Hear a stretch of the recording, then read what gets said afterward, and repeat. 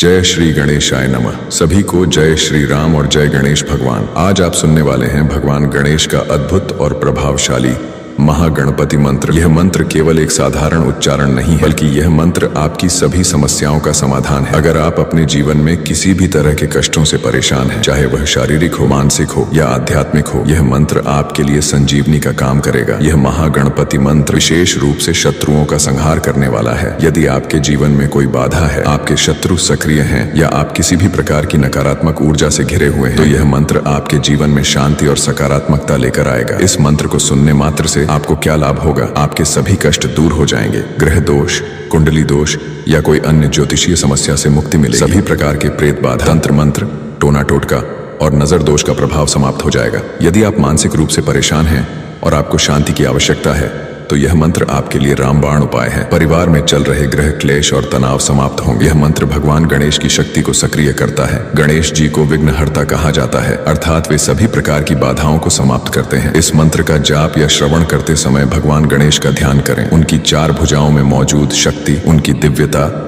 और उनकी कृपा को अपने जीवन में अनुभव करें। यदि आपके कार्य बनते बनते बिगड़ जाते हैं, कोई भी योजना सफल नहीं हो रही है या बार बार असफलता का सामना करना पड़ रहा है, तो इस मंत्र का नियमित श्रवण करें। भगवान गणेश आपको हर बाधा से मुक्त कर देंगे और सफलता की ओर अग्रसर करेंगे। सबसे पहले एक शांत और पवित्र स्थान पर बैठें। भगवान गणेश की मूर्ति या तस्वीर के सामने दीपक जलाएं। मन को स्थिर करें और भगवान गणेश का ध्यान करें। इस मंत्र का श्रवण करें और इसे अपने भीतर महसूस करें। यह मंत्र केवल एक बार सुनने के लिए नहीं है, इसे नियमित रूप से सुने और अपने जीवन में परिवर्तन देखें। आज ही इस महागणपति मंत्र का श्रवण करें और अपने जीवन को सुख, शांति और सफलता से भरपूर बनाएं। यह वीडियो आपके जीवन में एक नई ऊर्जा और आशा लेकर आएगा। इसे सुने, ध्यान करें और भगवान गणेश का आशीर्वाद प्राप्त करें। ओम क्लीं ह्रीं श्रीं ऐं ग्लौं ओम ह्रीं क्रौं गम ओम नमो भगवते महागणपतये। स्मरण मात्र संतुष्टाय सर्व विद्या प्रकाशाय सर्व काम प्रदायाय भवबंध विमोचनाय ह्रीं सर्वभूत बंधनाय ह्रौं साध्याकर्षणाय क्लीं जगदत्रय वशीकरणाय सौ सर्व मन क्षोभणाय ह्रीं महासंपत् प्रदाय ग्लौं भूमंडलाधिपत्य प्रदाय महाज्ञान प्रदाय चिदानंदात्मने गौरी नंदनाय महायोगिने शिवप्रियाय शरवानंद वर्धनाय सर्व विद्या प्रकाशन प्रदाय राम चिरंजीविने ब्लूम सम्मोहनाय ओम मोक्ष प्रदाय हट बसी कुरु औषध कर्षणाय ओम विद्वेषणाय विद्वेषय विद्वेषय हट उच्चाटय उच्चाटय ठः ठः स्तंभय स्तंभय खेम खेम मारय मारय शोषय शोषय परमंत्र यंत्र तंत्राणि छेदय छेदय दुष्ट ग्रहा निवारय निवारय दुःखं हर हर व्याधिं नाशय नाशय नमः संपन्नय संपन्नय स्वाहा सर्व पल्लव स्वरूपाय महाविद्याय गंगणपतये स्वाहा। यन्मन्त्रे शीतलाञ्छित भमनघं मृत्युश्च वज्राशिसौ भूत प्रेत पिशाचकाः प्रतिहता निर्घात पातादिव उत्पन्नं च समस्त दुःख दुरितम् उच्चाटनोत्पादकं वन्दे भीष्टगणाधिपं भयहरं विघ्नौघनाशं परम्। ओम गंगणपतये नमः। ओम नमो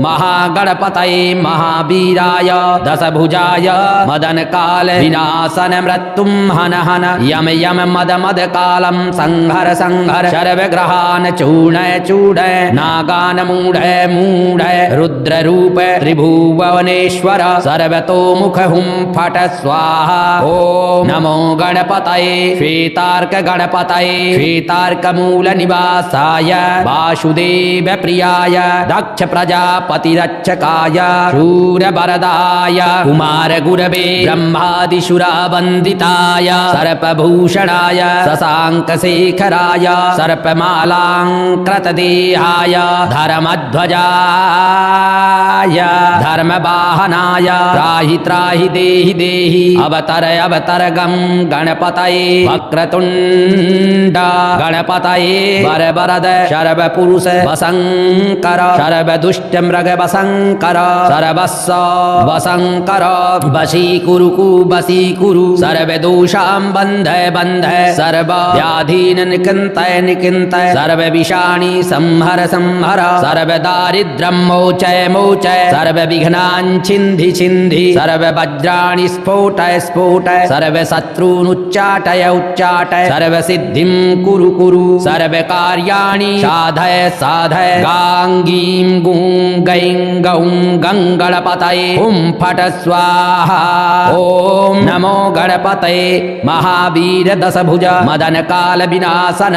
मृत्युं हन हन कालं संहर संहर धम धम मथ मथ त्रैलोक्यं मोहय मोहय ब्रह्म विष्णु रुद्रान् मोहय मोहय अचिंत बल पराक्रम सर्व व्याधि विनाशय सर्व ग्रहान् चूर्णय चूर्णय नागान् मोटय मोटय त्रिभुवनेश्वर सर्वतोमुख हुं फट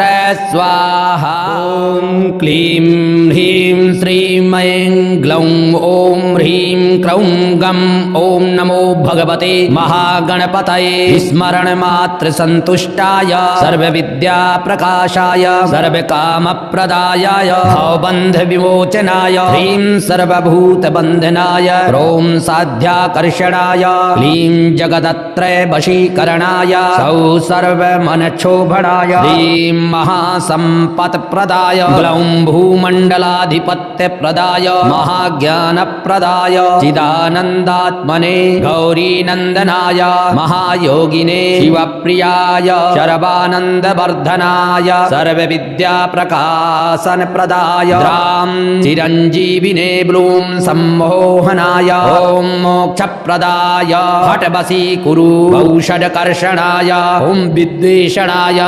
विद्वेषय विद्वेषय हट उच्चाटय उच्चाटय ठः ठः स्तंभय स्तंभय खेम खेम मारय मारय शोषय शोषय परमंत्र यंत्र तंत्राणि छेदय छेदय दुष्ट ग्रहान् निवारय निवारय दुःखं हर हर व्याधिं नाशय नाशय नमः संपन्नय संपन्नय स्वाहा सर्व पल्लव स्वरूपाय महाविद्याय गंगणपतये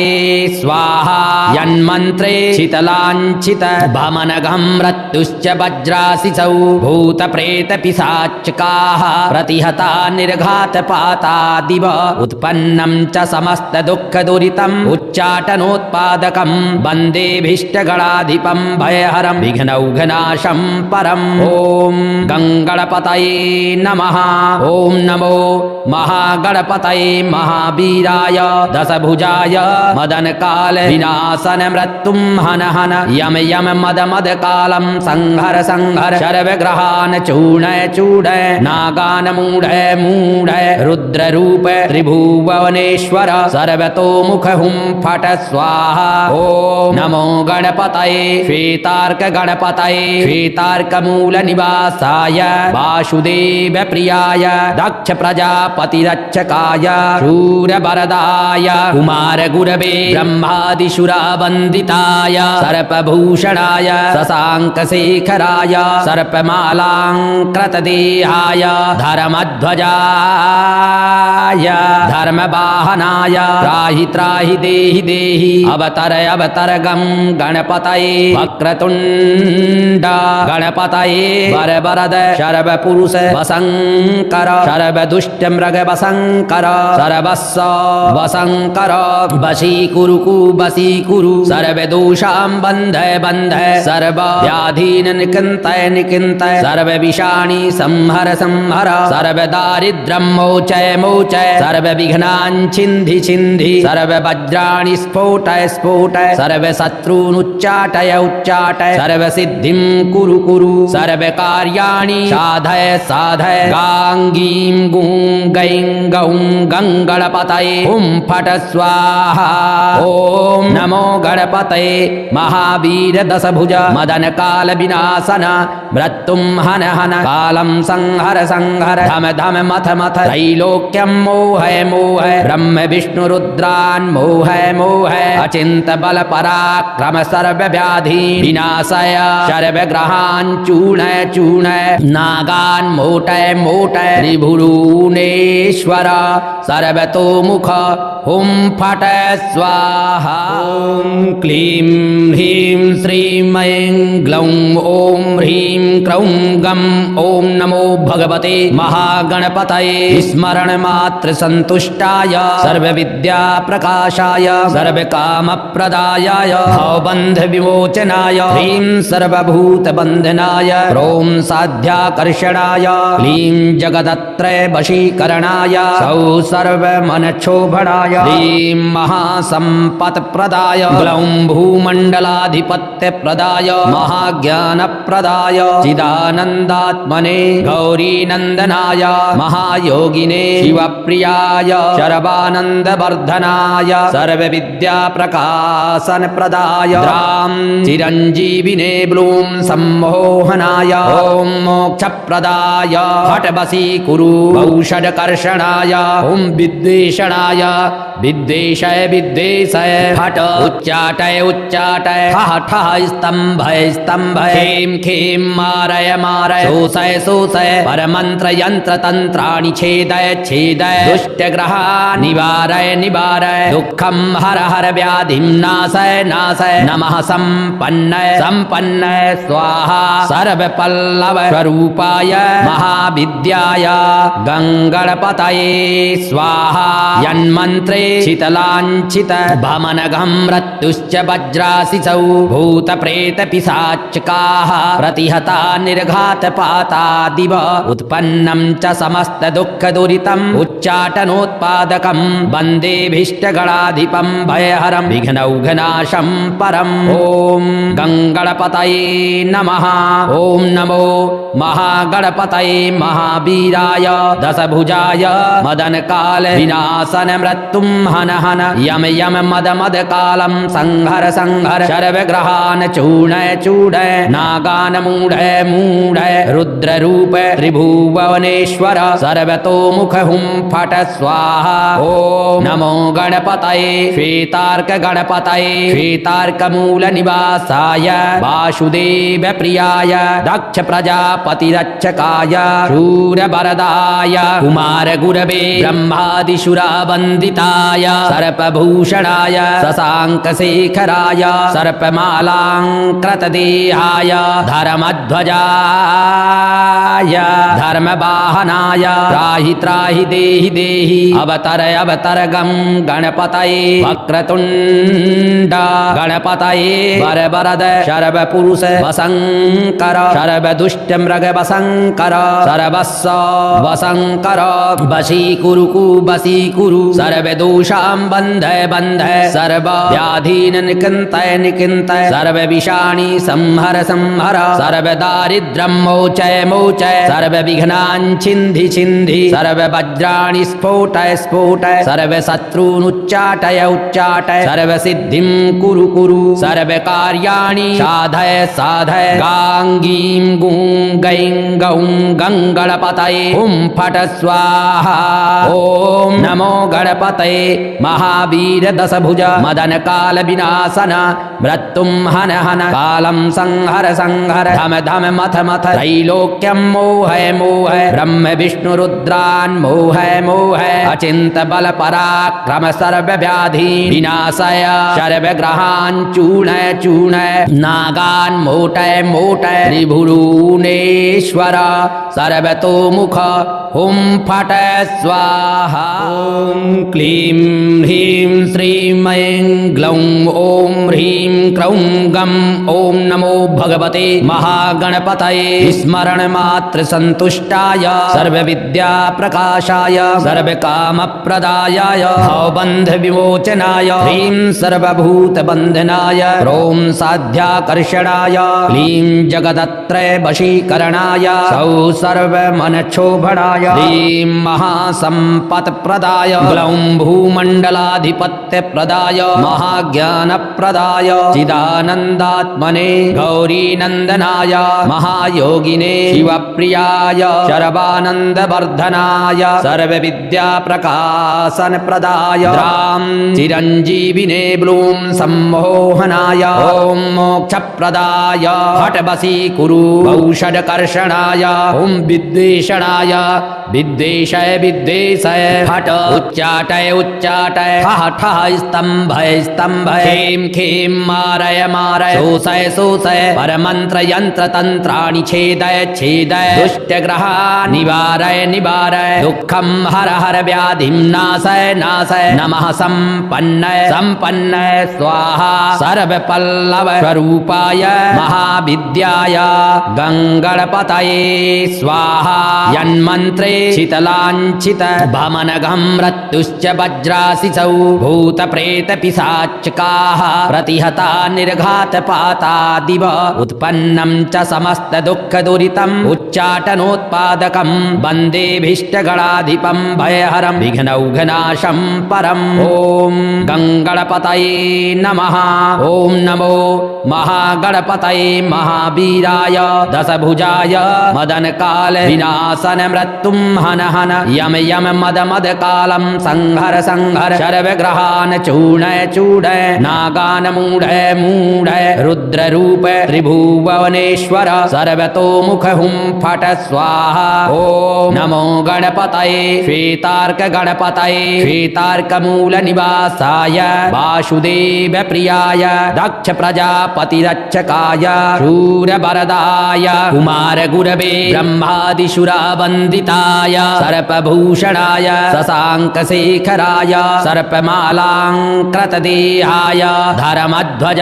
धर्मध्वजाय धर्मवाहनाय त्राहि त्राहि देहि देहि अवतर अवतर गं गणपतये वक्रतुण्ड गणपतये वरवरद शर्वपुरुष वशङ्कर सर्वदुष्टमृग वशङ्कर सर्वस्व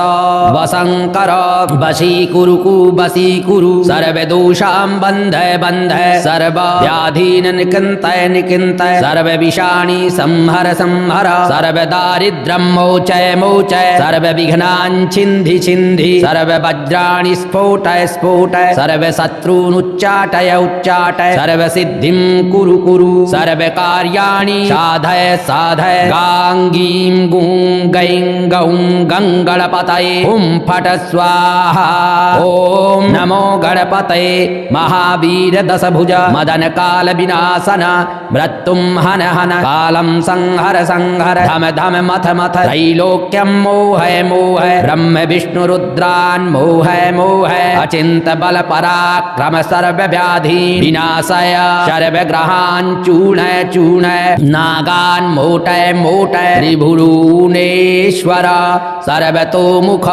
हुं फट स्वाहा ॐ क्लीं ह्रीं श्रीं ऐं ग्लौं ॐ ह्रीं क्रौं गं ॐ नमो भगवते महागणपतये स्मरणमात्र सन्तुष्टाय सर्वविद्याप्रकाशाय सर्वकामप्रदायाय भवबन्धविमोचनाय ह्रीं सर्वभूतबन्धनाय ह्रौं साध्याकर्षणाय क्लीं जगदत्रयवशीकरणाय सौः सर्वमनक्षोभणाय ह्रीं महासम्पत्प्रदाय ग्लौं भूमण्डलाधिपत्यप्रदाय महाज्ञानप्रदाय चिदानन्दात्मने गौरीनन्दनाय महायोगिने शिवप्रियाय शरवानन्दवर्धनाय सर्वविद्याप्रकाशनप्रदाय द्रां चिरञ्जीविने ब्लूं सम्मोहनाय ॐ मोक्षप्रदाय हठवशीकुरु औषधकर्षणाय ॐ विद्वेषणाय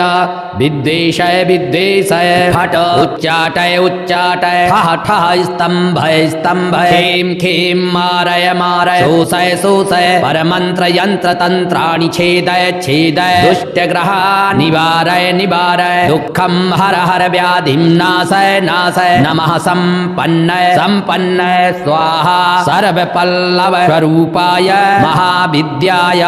गंगणपतये स्वाहा यन्मन्त्रे शीतलाञ्छित भमनघं मृत्युश्च वज्राशिसौ भूतप्रेतपिशाचकाः प्रतिहता निर्घातपातादिव उत्पन्नं च समस्तदुःखदुरितम् उच्चाटनोत्पादकं वन्देभीष्टगणाधिपं भयहरं विघ्नौघनाशं परम् ॐ गङ्गणपतये नमः ॐ नमो महागणपतये महावीराय दशभुजाय मदनकाल विनाशन मृत्युं हन हन यम यम मद मद कालं संहर संहर सर्वग्रहान् चूर्णय चूर्णय नागान् मूढय मूढय रुद्ररूप त्रिभुवनेश्वर सर्वतोमुख हुं फट स्वाहा ॐ नमो गणपतये श्वेतार्क गणपतये श्वेतार्क मूल निवासाय वासुदेव प्रियाय दक्ष प्रजापतिरक्षकाय शूरवरदाय कुमार गुरवे ब्रह्मादिशुरावन्दिताय सर्पभूषणाय शशाङ्कशेखराय सर्पमालाङ्कृतदेहाय धर्मध्वजाय धर्मवाहनाय त्राहि त्राहि देहि देहि अवतर अवतर गं गणपतये वक्रतुण्ड गणपतये वरवरद शर्वपुरुष वशङ्कर सर्वदुष्टमृग वशङ्कर सर्वस्व वशङ्कर वशीकुरु वशीकुरु सर्वदोषां बन्धय बन्धय सर्वव्याधीन् निकन्तय निकन्तय सर्वविषाणि संहर संहर सर्वदारिद्र्यं मोचय मोचय सर्वविघ्नान् छिन्धि छिन्धि सर्ववज्राणि स्फोटय स्फोटय सर्वशत्रून् उच्चाटय उच्चाटय सर्वसिद्धिं कुरु कुरु सर्वकार्याणि साधय साधय गां गीं गुं गैं गौं गङ्गणपतये हुं फट स्वाहा ॐ नमो गणपतये महावीर दशभुज मदन काल विनाशन मृत्युं हन हन कालं संहर संहर धम धम मथ मथ त्रैलोक्यं मोहय मोहय ब्रह्म विष्णु रुद्रान् मोहय मोहय अचिन्त बल पराक्रम सर्वव्याधि विनाशय सर्वग्रहान् चूर्णय चूर्णय नागान् मोटय मोटय त्रिभुवनेश्वर सर्वतोमुख हुं फट स्वाहा ॐ क्लीं ह्रीं श्रीं ऐं ग्लौं ॐ ह्रीं क्रौं गं ॐ नमो भगवते महागणपतये स्मरणमात्र सन्तुष्टाय सर्वविद्याप्रकाशाय सर्वकामप्रदायाय भवबन्धविमोचनाय ह्रीं सर्वभूतबन्धनाय ह्रौं साध्याकर्षणाय क्लीं जगदत्रयवशीकरणाय सौः सर्वमनक्षोभणाय ह्रीं महासम्पत्प्रदाय ग्लौं भूमण्डलाधिपत्यप्रदाय महाज्ञानप्रदाय चिदानन्दात्मने गौरीनन्दनाय महायोगिने शिवप्रियाय शरवानन्दवर्धनाय सर्वविद्याप्रकाशनप्रदाय द्रां चिरञ्जीविने ब्लूं सम्मोहनाय ॐ मोक्षप्रदाय हठवशीकुरु औषधकर्षणाय ॐ विद्वेषणाय विद्वेषय विद्वेषय हठ उच्चाटय उच्चाटय ठः ठः स्तम्भय स्तम्भय खें खें मारय मारय शोषय शोषय परमंत्र यंत्र तंत्राणि छेदय छेदय दुष्टग्रहान् निवारय निवारय दुःखं हर हर व्याधिं नाशय नाशय नमः संपन्नय संपन्नय स्वाहा सर्वपल्लव स्वरूपाय महाविद्याय गंगणपतये स्वाहा यन्मन्त्रे शीतलाञ्छित भमनघं मृत्युश्च वज्राशिसौ भूतप्रेतपिशाचकाः प्रतिहता निर्घातपातादिव उत्पन्नं च समस्तदुःखदुरितम् उच्चाटनोत्पादकं वन्देभीष्टगणाधिपं भयहरं विघ्नौघनाशं परम् ॐ गङ्गणपतये नमः ॐ नमो महागणपतये महावीराय दशभुजाय मदन काल विनाशन मृत्युम हन हन यम यम मद मद कालम संहर संहर सर्वग्रहान् चूर्णय चूर्णय नागान् मूढय मूढय रुद्र रूप त्रिभुवनेश्वर सर्वतोमुख हुं फट स्वाहा। ओम नमो गणपतये श्वेतार्क गणपतये श्वेतार्क मूल निवासाय वासुदेव प्रियाय दक्ष प्रजापति रक्षकाय शूरवरदाय कुमार गुरवे ब्रह्मादिशुरावन्दिताय सर्पभूषणाय शशाङ्कशेखराय सर्पमालाङ्कृतदेहाय धर्मध्वजाय धर्मवाहनाय त्राहि त्राहि देहि देहि अवतर अवतर गं गणपतये वक्रतुण्ड गणपतये वरवरद शर्वपुरुष वशङ्कर सर्वदुष्टमृग वशङ्कर सर्वस्व वशङ्कर वशीकुरु वशीकुरु सर्वदोषां बन्धय बन्धय सर्वव्याधीन् निकृन्तय निकृन्तय सर्वविषाणि संहर संहर सर्वदारिद्र्यं मोचय मोचय सर्वविघ्नान् छिन्धि छिन्धि सर्ववज्राणि स्फोटय स्फोटय सर्वशत्रून् उच्चाटय उच्चाटय सर्वसिद्धिं कुरु कुरु सर्वकार्याणि साधय साधय गां गीं गुं गैं गौं गङ्गणपतये हुं फट स्वाहा। ओम नमो गणपतये महावीर दशभुज मदन काल विनाशन मृत्युम हन हन कालम संहर संहर धम धम मथ मथ त्रैलोक्यं मोहय मोहय ब्रह्म विष्णु रुद्रान् मोहय मोहय अचिंत बल पराक्रम सर्व व्याधि विनाशय सर्वग्रहान् चूर्णय चूर्णय नागान् मोटय मोटय त्रिभुवनेश्वर सर्वतोमुख हुं फट स्वाहा। ओम क्लीं ह्रीं श्रीं ऐं ग्लौं ओम ह्रीं क्रौं गं ओम नमो भगवते महागणपतये स्मरण मात्र संतुष्टाय सर्वविद्या प्रकाशाय सर्वकामप्रदायाय भवबन्ध विमोचनाय ह्रीं सर्वभूत बन्धनाय ह्रौं साध्याकर्षणाय क्लीं जगदत्रय वशीकरणाय सौः सर्वमनक्षोभणाय ह्रीं महासम्पत्प्रदाय ग्लौं भूमण्डलाधिपत्यप्रदाय महाज्ञानप्रदाय चिदानन्दात्मने गौरीनन्दनाय महायोगिने शिवप्रियाय शरवानन्दवर्धनाय सर्वविद्याप्रकाशनप्रदाय द्रां चिरञ्जीविने ब्लूं सम्मोहनाय ॐ मोक्षप्रदाय हठवशीकुरु औषधकर्षणाय ॐ विद्वेषणाय विद्वेषय विद्वेषय हठ उच्चाटय उच्चाटय ठः ठः स्तम्भय स्तम्भय खें खें मारय मारय शोषय शोषय परमन्त्र यन्त्र तन्त्राणि छेदय छेदय दुष्टग्रहान् निवारय निवारय दुःखं हर हर व्याधिं नाशय नाशय नमः सम्पन्नय सम्पन्नय स्वाहा सर्वपल्लव स्वरूपाय महाविद्याय गङ्गणपतये स्वाहा। यन्मन्त्रे शीतलाञ्छित भमनघं मृत्युश्च वज्राशिसौ भूतप्रेतपिशाचकाः प्रतिहता निर्घातपाता दिव उत्पन्नं च समस्तदुःखदुरितम् उच्चाटनोत्पादकं वन्देऽभीष्टगणाधिपं भयहरं विघ्नौघनाशं परम्। ॐ गङ्गणपतये नमः। ॐ नमो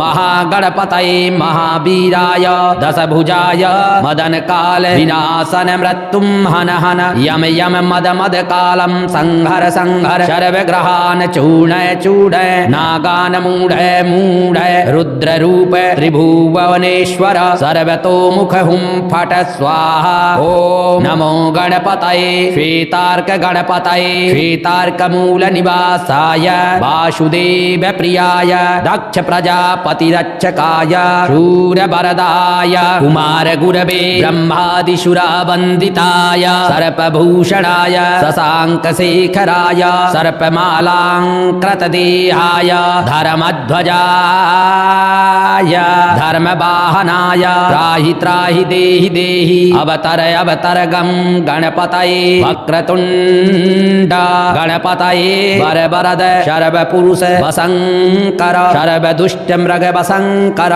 सर्वस्व वसङ्कर वशीकुरु वशीकुरु सर्वदोषां बन्धय बन्धय सर्वव्याधीन् निकिन्तय निकिन्तय सर्वविषाणि संहर संहर सर्वदारिद्र्यं मोचय मोचय सर्वविघ्नान् छिन्धि छिन्धि सर्ववज्राणि स्फोटय स्फोटय सर्वशत्रून् उच्चाटय उच्चाटय सर्वसिद्धिं कुरु कुरु सर्वकार्याणि साधय साधय गां गीं गुं गैं गौं गङ्गणपतये हुं फट स्वाहा। ॐ नमो गणपतये महावीर दशभुज मदन काल विनाशन मृत्युं हन हन कालं संहर संहर धम धम मथ मथ त्रैलोक्यं मोहय मोहय ब्रह्म विष्णु रुद्रान् मोहय मोहय अचिन्त बल पराक्रम सर्व व्याधि विनाशय सर्व ग्रहान् चूर्णय चूर्णय नागान् मोटय मोटय त्रिभुवनेश्वर सर्वतोमुख हुं फट स्वाहा। ॐ क्लीं ह्रीं श्रीं ऐं ग्लौं ॐ ह्रीं क्रौं गं ॐ नमो भगवते महागणपतये स्मरण मात्र संतुष्टाय सर्वविद्या प्रकाशाय सर्वकामप्रदायाय भवबन्ध विमोचनाय ह्रीं सर्वभूत बन्धनाय ह्रौं साध्याकर्षणाय क्लीं जगदत्रय वशीकरणाय सौः सर्वमनक्षोभणाय ह्रीं महासम्पत्प्रदाय ग्लौं भूमण्डलाधिपत्यप्रदाय महाज्ञानप्रदाय चिदानन्दात्मने गौरीनन्दनाय महायोगिने शिवप्रियाय शरवानन्दवर्धनाय सर्वविद्याप्रकाशनप्रदाय द्रां चिरञ्जीविने ब्लूं सम्मोहनाय ॐ मोक्षप्रदाय फट वशीकुरु औषधकर्षणाय ॐ विद्वेषणाय विद्वेषय विद्वेषय फट उच्चाटय उच्चाटय ठः ठः स्तम्भय स्तम्भय खें खें मारय मारय शोषय शोषय परमन्त्र यन्त्र तन्त्राणि छेदय छेदय दुष्टग्रहान् निवारय निवारय दुःखं हर हर व्याधिं नाशय नाशय नमः सम्पन्नय सम्पन्नय स्वाहा सर्वपल्लव स्वरूपाय महाविद्याय गङ्गणपतये स्वाहा। यन्मन्त्रे शीतलाञ्चित भमनघं मृत्युश्च वज्राशिसौ भूतप्रेतपिशाचकाः प्रतिहता निर्घातपातादिव उत्पन्नं च समस्तदुःखदुरितम् उच्चाटनोत्पादकं वन्देऽभीष्टगणाधिपं भयहरं विघ्नौघनाशं परम्। ॐ गङ्गणपतये नमः। ॐ नमो महागणपतये महावीराय दशभुजाय मदनकाल विनाशन मृत्युं हन हन यम यम मद मद कालं संहर संहर सर्वग्रहान् चूर्णय चूर्णय नागान् मूढय मूढय रुद्ररूप त्रिभुवनेश्वर सर्वतोमुख हुं फट स्वाहा। ॐ नमो गणपतये श्वेतार्क गणपतये श्वेतार्कमूल निवासाय वासुदेव प्रियाय दक्ष प्रजापतिरक्षकाय शूरवरदाय कुमार गुरवे ब्रह्मादिशुरावन्दिताय सर्पभूषणाय शशाङ्कशेखराय सर्पमालाङ्कृतदेहाय धर्मध्वजाय धर्मवाहनाय त्राहि त्राहि देहि देहि अवतर अवतर गं गणपतये वक्रतुण्ड गणपतये वरवरद शर्वपुरुष वसङ्कर शर्वदुष्टमृग वसङ्कर सर्वस्व वसङ्कर